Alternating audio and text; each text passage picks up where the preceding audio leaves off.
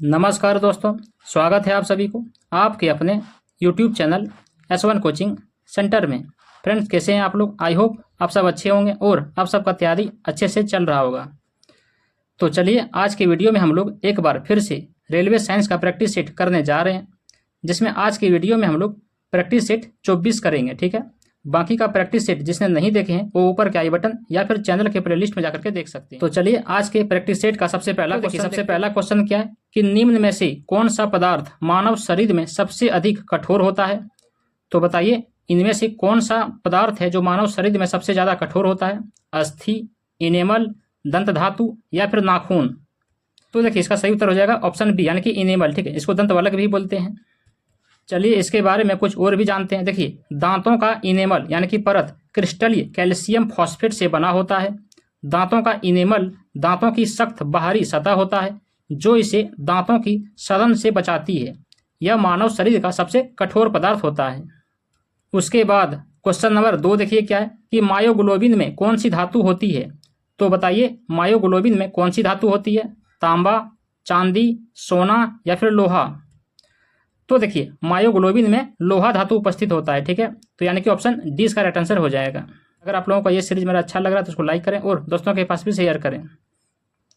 चलिए, इसके बारे में कुछ और जानते हैं। देखिए, मायोग्लोबिन एक प्रोटीन है जो आपकी धारीदार मांसपेशियों में पाया जाता है, जिसमें कंकाल की मांसपेशियां यानी कि आपकी हड्डियों और टेंडन से जुड़ी मांसपेशियां होती है और हृदय की मांसपेशियां शामिल होती है इसमें। इसका मुख्य कार्य क्या क्या होता है? इसका मुख्य कार्य जो है आपकी मांसपेशियों यानी कि मायोसाइट्स में कोशिकाओं को ऑक्सीजन की आपूर्ति करना होता है। उसके बाद फिर देखिए कि मायोग्लोबिन एक प्रकार का हीम प्रोटीन होता है। तो मायोग्लोबिन क्या होता है? तो देखिए, मायोग्लोबिन एक प्रकार का हीम प्रोटीन होता है जिसमें कृत्रिम समूह के रूप में आयरन यानी कि लोहा हीम के साथ एकल पॉलीपेप्टाइड श्रृंखला बनाती है। उसके बाद क्वेश्चन नंबर 3 देखिए क्या है कि मानव शरीर का सामान्य तापमान कितना होता है? तो बताइए, मानव शरीर का सामान्य तापमान कितना होता है? 40.5 degree Celsius, 37 degree Celsius, 98.4 degree Celsius या फिर 82.4 डिग्री सेल्सियस? तो देखिए, मानव शरीर का सामान्य तापमान कितना होता है? तो 37 डिग्री सेल्सियस। ठीक है, यानी कि ऑप्शन 20 का राइट आंसर हो जाएगा। तो देखिए, अगर शरीर का तापमान बढ़ना इसका मतलब क्या होता है? बुखार हो रहा है। शरीर का सामान्य तापमान लगभग 98.6 डिग्री फ़ारेनहाइट या फिर 37 डिग्री सेल्सियस होता है। ठीक है, सामान्य तौर पर 100.4 डिग्री फ़ारेनहाइट या फिर 38 डिग्री सेल्सियस से ऊपर का तापमान होने पर वो बुखार का लक्षण होता है। ठीक है, उसके बाद क्वेश्चन नंबर 4 देखिए क्या है कि कैप्सूल का आवरण किसका बना होता है? तो बताइए, कैप्सूल का आवरण किसका बना होता है? प्रोटीन का, अंडे के छिलके का, सेलुलोज का या फिर जिलेटिन का? तो देखिए, कैप्सूल का आवरण जो है वो बना होता है जिलेटिन का। ठीक है, यानी कि ऑप्शन डी इसका राइट आंसर हो जाएगा। उसके बाद देखिए, कहीं कहीं स्टार्च भी लिखा रहता है तो स्टार्च भी हो सकता है इसका आंसर। ठीक है, देखिए, कैप्सूल की बाहरी परत जिलेटिन से बनी होती है। पारंपरिक कैप्सूल जिलेटिन से बने होते हैं, जबकि नरम खोल वाले कैप्सूल तरल पदार्थ या तेल से बने होते हैं। जिलेटिन एक पशु प्रोटीन है जो स्वादहीन, रंगहीन, भंगूर और कोलेजन से प्राप्त पारदर्शी खाद्य घटक होता है। उसके बाद क्वेश्चन नंबर 5 देखिए क्या है कि शहद का प्रमुख घटक क्या है? तो बताइए, शहद का प्रमुख घटक क्या है? ग्लूकोज, सुक्रोज, माल्टोज या फिर फ्रक्टोज? तो देखिए, शहद का प्रमुख घटक क्या हो जाएगा? फ्रक्टोज। ठीक है, यानी कि ऑप्शन डी इसका राइट आंसर हो जाएगा। चलिए, कुछ और भी इसके बारे में जानते हैं। देखिए, शहद का प्रमुख घटक फ्रक्टोज होता है। शहद एक खाद्य पदार्थ होता है जो मीठा होता है स्वाद में। ठीक है, और मधुमक्खियों के द्वारा पौधों के शर्करा स्राव से उत्पन्न होता है। शहद को ग्लूकोज और मोनोसेकेराइड फ्रक्टोज से इसकी मिठास मिलती है। फ्रक्टोज, जिसे हम लोग फल शर्करा के रूप में भी जानते हैं, कई पौधों में पाया जाने वाला कोटोनिक मोनोसेकेराइड होता है ये। उसके बाद क्वेश्चन नंबर 6 देखिए क्या है कि निम्न में से सर्वाधिक ऊर्जा प्रदान कौन करता है? तो बताइए, इनमें से सबसे ज्यादा ऊर्जा प्रदान कौन करता है? कार्बोहाइड्रेट, प्रोटीन, विटामिन या फिर खनिज लवण? तो देखिए, सबसे ज्यादा ऊर्जा प्रदान कौन करता है? तो कार्बोहाइड्रेट। ठीक है, यानी कि ऑप्शन ये इसका राइट आंसर हो जाएगा। देखिए क्या है कि 1 ग्राम कार्बोहाइड्रेट शरीर को 4 किलो कैलोरी ऊर्जा प्रदान करता है। ठीक है, जो आहार में कुल ऊर्जा का 60 से 65% होता है। चूंकि कार्बोहाइड्रेट का सबसे महत्वपूर्ण कार्य क्या है? तो ऊर्जा प्रदान करना होता है। इसीलिए स्वस्थ कार्बोहाइड्रेट स्रोत चुनना महत्वपूर्ण होता है। ठीक है, मतलब कौन कौन सा स्रोत में सबसे ज्यादा कार्बोहाइड्रेट होता है वो चुनना बेहद जरूरी हो जाता है। ठीक है, और भी देख लीजिए किस किस में कार्बोहाइड्रेट सबसे ज़्यादा रहता है। जैसे देखिए अनाज हो गया, आलू हो गया, फल हो गया, शर्करा हो गया, ये सब जो होता है कार्बोहाइड्रेट से भरपूर होता है। उसके बाद क्वेश्चन नंबर 7 देखिए क्या है कि मानव शरीर में कार्बोहाइड्रेट पुनः संग्रह होता है किस रूप में। तो बताइए मानव शरीर में कार्बोहाइड्रेट जो है वो पुनः संग्रह होता है, ठीक है। तो किस रूप में होता है? शुगर के रूप में, स्टार्च के रूप में, ग्लूकोज के रूप में, या फिर ग्लाइकोजन के रूप में। तो देखिए मानव शरीर में कार्बोहाइड्रेट जो पुनः संग्रह होता है वो होता है ग्लाइकोजन के रूप में, ठीक है। यानी कि ऑप्शन डी इसका राइट आंसर हो जाएगा। देखिए मानव शरीर कार्बोहाइड्रेट का उपयोग ग्लूकोज के रूप में करता है, ठीक है। मानव शरीर जो है वो कार्बोहाइड्रेट का उपयोग किस रूप में करता है? तो ग्लूकोज के रूप में करता है, ठीक है। ग्लूकोज को ग्लाइकोजन में परिवर्तित किया जा सकता है और ग्लूकोज जो है उसको किस रूप में परिवर्तित किया जा सकता है? ग्लाइकोजन के रूप में परिवर्तित किया जा सकता है, ठीक है। और क्या है कि जो स्टार्च के समान एक पॉलीसेकेराइड बनाता है, ठीक है, जो यकृत और मांसपेशियों में जमा होता है और शरीर के लिए ऊर्जा का आसानी से उपलब्ध स्रोत हो जाता है। उसके बाद क्वेश्चन नंबर 8 देखिए क्या है कि शरीर में उत्तकों का निर्माण किससे होता है। तो बताइए शरीर में उत्तकों का निर्माण किससे होता है? प्रोटीन से, वसा से, कार्बोहाइड्रेट से, या फिर विटामिन से। तो देखिए शरीर में उत्तकों का निर्माण हो जाएगा किससे? प्रोटीन से, ठीक है। यानी कि ऑप्शन ये इसका राइट आंसर हो जाएगा। विटामिन का क्या काम है? तो विटामिन का काम है शरीर में रोगों से प्रतिरक्षा करना, ठीक है। और कार्बोहाइड्रेट का क्या काम है? तो कार्बोहाइड्रेट का काम है कि तुरंत ऊर्जा प्रदान करना शरीर को, ठीक है। चलिए इसके बारे में कुछ और जानते हैं। देखिए प्रोटीन को अक्सर शरीर की संरचना यानी कि बॉडी बिल्डिंग कहा जाता है, ठीक है। उनका उपयोग ऊतकों के निर्माण और सुधार के लिए किया जाता है। वह शरीर के ऊतकों और अंगों की संरचना, कार्य और नियंत्रण के लिए आवश्यक होता है और वह अपनी अधिकांश गतिविधि कोशिकाओं में करते हैं। प्रोटीन एक वृहद अणु होता है जो अमीनो अम्ल नामक छोटी इकाइयों से बना होता है। उसके बाद क्वेश्चन नंबर 9 देखिए क्या है कि एंजाइम मूल रूप से क्या है। तो बताइए एंजाइम मूल रूप से क्या है? कार्बोहाइड्रेट है, प्रोटीन है, लिपिड है, या फिर अमीनो अम्ल है। तो देखिए एंजाइम जो है वो मूल रूप से क्या है? तो एक प्रोटीन है, ठीक है। यानी कि ऑप्शन बी इसका राइट आंसर हो जाएगा।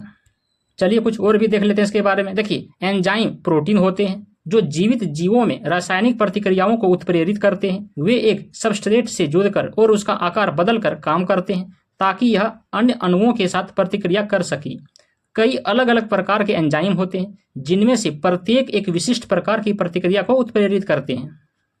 उसके बाद क्वेश्चन नंबर 10 देखिए क्या है कि किसमें प्रोटीन नहीं पाया जाता है। तो बताइए किसमें प्रोटीन नहीं पाया जाता है? मांस में, दूध में, चावल में, या फिर दाल में। तो देखिए इसमें जो है चावल में प्रोटीन नहीं पाया जाता, ठीक है। यानी कि ऑप्शन सी इसका राइट आंसर हो जाएगा। बाकी देखिए मांस में, दूध में, दाल में, ये सब जो होता है प्रोटीन का भरपूर स्रोत होता है, ठीक है। चलिए जानते हैं कि किस किस में प्रोटीन पाया जाता है। देखिए शाकाहारी स्रोतों में जैसे देखिए चना हो गया, मटर हो गया, मूंग हो गया, मसूर हो गया, उड़द हो गया, सोयाबीन हो गया, राजमा हो गया, लोबिया, गेहूं, मक्का, ये सब प्रमुख स्रोत होता है प्रोटीन का, ठीक है। उसके बाद देख लीजिए मांस, मछली, अंडा, दूध, यकृत प्रोटीन के अच्छे मांसाहारी स्रोत होते हैं। फिर देखिए कि पौधों से मिलने वाली खाद्य पदार्थों में सोयाबीन में सबसे ज्यादा प्रोटीन पाया जाता है, ठीक है। उसके बाद क्वेश्चन नंबर 11 देखिए क्या है कि मानव शरीर में वसा कहाँ जमा होती है। तो बताइए मानव शरीर में वसा जो है वो कहाँ जमा होती है? बाहरी त्वचा में, वसा ऊतक में, यकृत में, या फिर एपिथेलियम में। तो देखिए मानव शरीर में वसा जो है वो जमा होती है कहाँ पर? तो वसा ऊतक में, ठीक है। यानी कि ऑप्शन 20 का राइट आंसर हो जाएगा। चलिए इसके बारे में भी जानते हैं। देखिए मानव शरीर में वसा का भंडारण जो है वो वसा ऊतक में होता है। वसा ऊतक एक केंद्रीय उपापचयी अंग के रूप में कार्य करता है और शरीर के ऊर्जा समस्थिति को नियंत्रित करता है। भोजन न करने पर या लंबे समय तक उपवास करने के दौरान वसा ऊतक शरीर को ऊर्जा देने के लिए विघटित हो जाते हैं, ठीक है। उसके बाद क्वेश्चन नंबर 12 देखिए क्या है कि निम्न में से किससे ऊर्जा प्राप्त नहीं होती है। तो बताइए इनमें से किससे ऊर्जा प्राप्त नहीं होती है? कार्बोहाइड्रेट से, प्रोटीन से, विटामिन से, या फिर वसा से। तो देखिए इनमें से किससे ऊर्जा प्राप्त नहीं होती है? तो विटामिन से ऊर्जा प्राप्त नहीं होती है, ठीक है। यानी कि ऑप्शन सी इसका राइट आंसर हो जाएगा। बाकी देखिए कार्बोहाइड्रेट, प्रोटीन, वसा ये तीनों से ऊर्जा प्राप्त हो सकता है, ठीक है, लेकिन विटामिन से ऊर्जा प्राप्त नहीं होता है।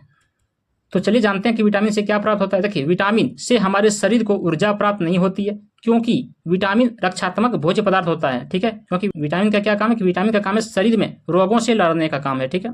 शरीर को ऊर्जा देने का कार्य मुख्य रूप से कार्बोहाइड्रेट का होता है। यह 50 से 70% तक ऊर्जा प्रदान करता है शरीर को, ठीक है। उसके बाद क्वेश्चन नंबर 13 देखिए क्या है कि मानव शरीर में विटामिन ए कहाँ संचित रहता है। तो बताइए मानव शरीर में विटामिन ए कहाँ संचित रहता है? यकृत में, आमाशय में, तिल्ली में या फिर उदर में? तो देखिए मानव शरीर में विटामिन ए संचित रहता है कहाँ पर? तो यकृत में, ठीक है, यानी कि ऑप्शन ये इसका राइट आंसर हो जाएगा। देखिए विटामिन ए मानव शरीर में यकृत में संग्रहित किया जाता है। लीवर को ही यकृत बोलते हैं, उस समय के लिए विटामिन और मिनरल्स स्टोर करता है जब उन्हें डाइट में कमी हो सकती है, ठीक है। उसके बाद क्वेश्चन नंबर 14 देखिए क्या है कि रतौंधी का मुख्य कारण किस विटामिन की कमी से होता है? तो बताइए जो रतौंधी होता है वो किस विटामिन की कमी से होता है? Vitamin C, vitamin A, vitamin D या फिर विटामिन बी? तो देखिए रतौंधी बीमारी जो होता है वो होता है विटामिन ए की कमी से, ठीक है, यानी कि ऑप्शन 20 का राइट आंसर हो जाएगा। बाकी देखिए स्कर्वी जो होता है वो विटामिन सी की कमी से होता है, ठीक है, और हड्डियां वगैरह जो कमजोर हो जाता है वो विटामिन डी की कमी से होता है, ठीक है। देखिए रतौंधी विटामिन ए की कमी के पहले लक्षणों में से एक होता है। अपने अधिक गंभीर रूपों में विटामिन ए की कमी को कॉर्निया बहुत शुष्क बनाकर अंधापन में योगदान करती है, जिससे रेटिना और कॉर्निया को नुकसान पहुंचाता है। उसके बाद क्वेश्चन नंबर 15 देखिए क्या है कि साइनोकोबालामिन है। तो बताइए साइनोकोबालामिन क्या है? Vitamin B2, vitamin C, vitamin B6 या फिर विटामिन B12?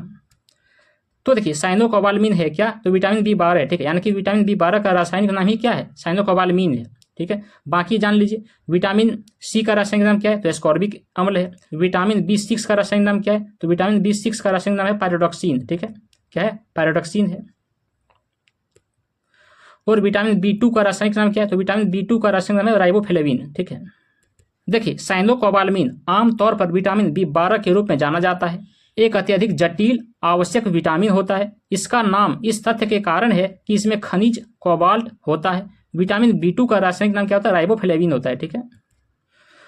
उसके बाद क्वेश्चन नंबर 16 देखिए क्या है कि विटामिन जो खट्टे फलों में पाया जाता है तथा त्वचा को स्वस्थ रखने के लिए जरूरी होता है। तो बताइए कौन सा विटामिन है जो खट्टे फलों में पाया जाता है और त्वचा के लिए बेहद ही जरूरी होता है? Vitamin B, vitamin A, vitamin C या फिर विटामिन डी? तो देखिए विटामिन जो खट्टे फलों में पाया जाता है वो है विटामिन सी, ठीक है, यानी कि ऑप्शन सी इसका राइट आंसर हो जाएगा। बाकी देख लीजिए विटामिन ए जो होता है कहाँ पाया जाता है? विटामिन ए जो गाजर हो गया, उसके बाद गाजर का मुख्य स्रोत क्या है? विटामिन ए है। विटामिन डी जो कहाँ पर है? विटामिन डी जो होता है सूर्य का प्रकाश में मिल सकता है, मछली में होता है सबसे ज़्यादा विटामिन डी, ठीक है।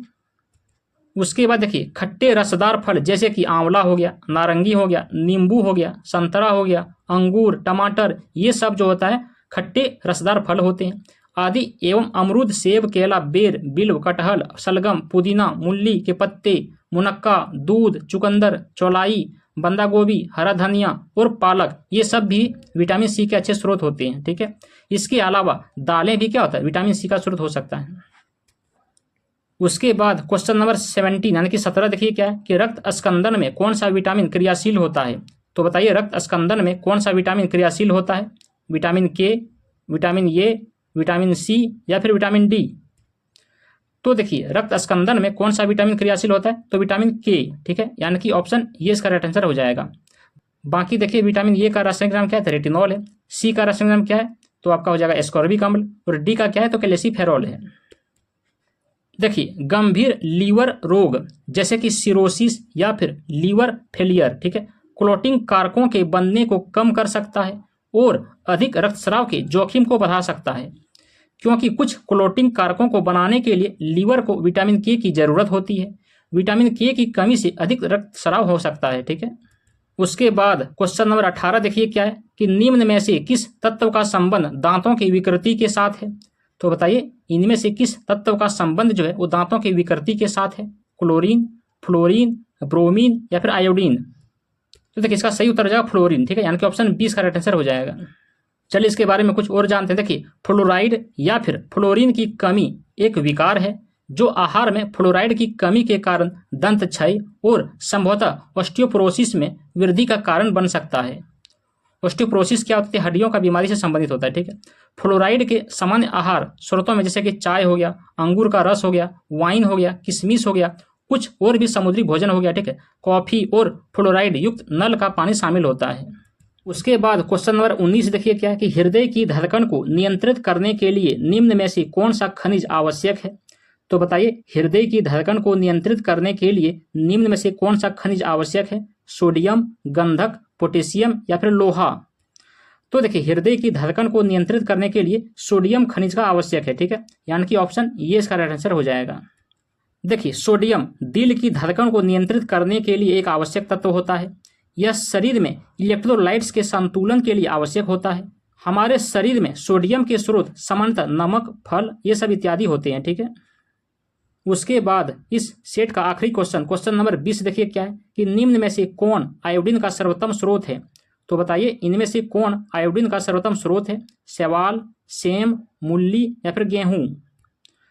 तो देखिए आयोडीन का सर्वोत्तम स्रोत हो जाएगा आपका शैवाल, ठीक है, यानी कि ऑप्शन ये इसका राइट आंसर हो जाएगा। चलिए इसके बारे में कुछ और जानते हैं। देखिए समुद्री शैवाल जैसे कि केल्प हो गया, नोरी, कोम्बू, वाकेम, ये सब जो होता है आयोडीन के सबसे अच्छे खाद्य स्रोतों में से एक होता है।